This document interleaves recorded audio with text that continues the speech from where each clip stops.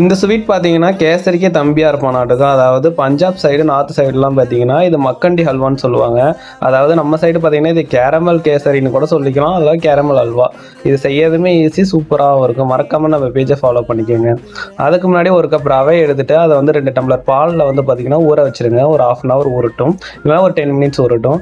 Next வந்து கடாயை எடுத்துக்கோங்க. அதில் வந்து நெய் சேர்த்துக்கோங்க. அதுக்கு முன்னாடியே நீங்கள் முந்திரி திராட்சை இருந்துச்சுன்னா கூட வறுத்து தனியாக எடுத்து வச்சுக்கோங்க. என்கிட்ட எதுவுமே இல்லை, அதனால் நான் எடுத்துக்கல.